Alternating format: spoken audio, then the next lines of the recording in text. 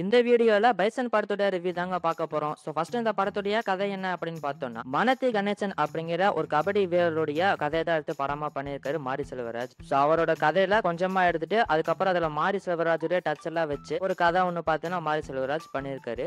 படத்துடைய ஹீரோவான துருவ விக்ரம் வந்து பார்த்தீங்கன்னா கபடி மேல பெரிய ஆர்வமுள்ள ஒருத்தரா இருக்காரு. கபடியில பெருசா சாதிக்கணும் அப்படின்னு சொல்லிட்டு நினைக்கிறாரு. இது ஒரு பக்கம் இருக்க, இன்னொரு பக்கம் வந்து பார்த்தீங்கன்னா ஆக்டர் அமீர் அண்ட் லால் இவங்க ரெண்டு பேத்துக்கும் பெரிய பகையா போயிட்டு இருக்கு. இதனால ரெண்டு ஊரே பார்த்தீங்கன்னா தனியா பிரிஞ்சிருக்கு. இந்த ஊர் பிரச்சனைக்கு இடையில நம்ம ஹீரோ எப்படி பெரிய கபடி பிளேயரா ஆனாரு அப்படிங்கறத இந்த படத்துடைய ஒன்லைன்.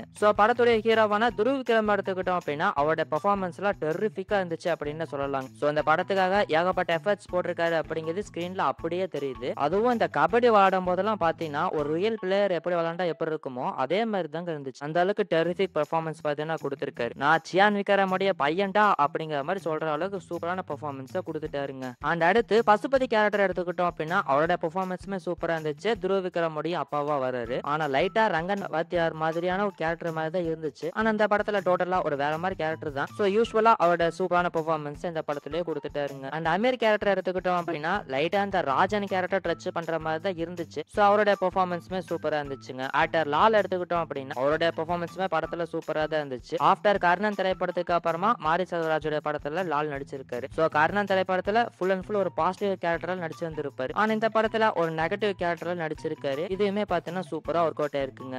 இவங்கள தாண்டி அனுபாமா, ரஜிசா விஜயன் அண்ட் சின்ன சின்ன ஆக்டர்ஸ் அப்படின்னு சொல்லிட்டு எல்லாருமே பாத்தீங்கன்னா சூப்பரான பெர்ஃபார்மன்ஸா கொடுத்திருக்காங்க.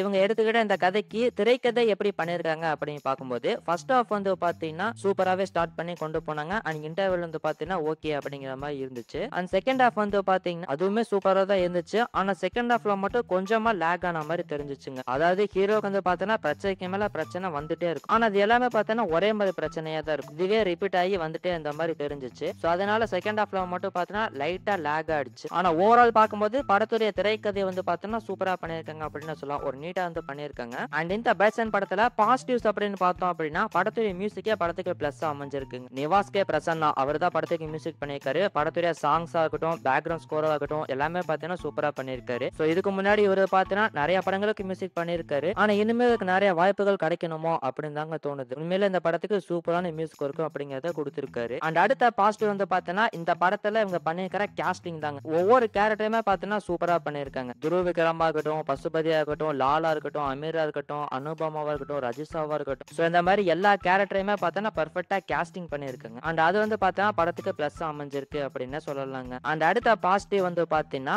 மாரி செல்வராஜுடைய அந்த டீடைலிங். சாதாரணமா ஏழை ஜாதியில இருக்கிற ஒரு பையன் ஸ்போர்ட்ஸுக்கு போனா என்னென்ன கஷ்டங்கள்லாம் படுவான், அவனுக்கு என்னென்ன தடைகள்லாம் வரும் அப்படிங்கறதெல்லாம் சூப்பராகவே டீடைலிங் பண்ணியிருக்காரு. அதுவுமே பார்த்தீங்கன்னா சூப்பரா ஒர்க் அவுட் இருக்கு அப்படின்னு சொல்லலாங்க. அண்ட் இப்போ இந்த பேசன் படத்துடைய நெகட்டிவ் அப்படின்னு பார்த்தோம்னா படத்துல பெருசா நெகட்டிவ்ல எதுவுமே கிடையாது. ஆனா படத்தோட ஸ்கிரீன் பிளேல வந்து பாத்தீங்கன்னா இந்த படத்தோட ஸ்கிரீன் பிளே வந்து ஒரு நான் லீனியர் ஸ்கிரீன் பிளே அப்படிங்கிற மாதிரி பண்ணியிருக்காங்க. இது வந்து நல்லா தான் இருந்துச்சு. ஆனா படத்துடைய ஆரம்பத்துல வந்து பாத்தீங்கன்னா துருவ விக்ரம் வந்துட்டு இந்தியன் டீம்ல செலக்ட் ஆயிட்டாரு அப்படிங்கறத காமிச்சிட்டாங்க. அவர் வந்து பாத்தீங்கன்னா ஃபைனல் விளையாடுறதுக்காக இப்ப போயிருக்காரு. பாகிஸ்தான் கூட ஜப்பான்ல அந்த ஃபைனல்ஸ் விளையாடுறதுக்காக போயிருக்காரு. அங்க இருந்து பாத்தீங்கன்னா படத்துடைய கதையை வந்து ஸ்டார்ட் பண்றாங்க. இவர் எப்படி இவ்வளவு தூரம் வந்தாரு அப்படிங்கிற மாதிரி ஸ்டார்ட் பண்றாங்க. ஆனா இந்த படத்துல பாத்தீங்கன்னா அவருக்கு ஏகப்பட்ட தடைகள்லாம் வருது. ஒரு கட்டத்துல எல்லாம் பாத்தீங்கன்னா இவர் கபடிக்கு போவாரா அப்படிங்கிற மாதிரிலாம் தோணுது. ஆனா டக்குனு ஞாபகம் வந்துருது இவர் தான் ஏற்கனவே இந்தியன் டீமுக்கு செலக்ட் ஆயிட்டாரு அப்படிங்கிற மாதிரி ஞாபகம் வருது. அதை மட்டும் கொஞ்சம் மாத்தி பண்ணிருக்கலாமோ அப்படிங்கிற மாதிரி தாங்க தோணுச்சு. இது வந்து பாத்தீங்கன்னா பெருசா யாருக்கும் மைனஸா தெரியாது. அண்ட் அதே மாதிரி படத்துடைய செகண்ட் ஹாஃப் வந்து பாத்தீங்கன்னா முன்னாடியே சொல்லிருந்த மாதிரி கொஞ்சமா லேக் ஆயிடுச்சு. அதை மட்டும் கொஞ்சம் கரெக்ட் பண்ணிக்கலாமோ அப்படிங்கிற மாதிரி தோணுச்சு.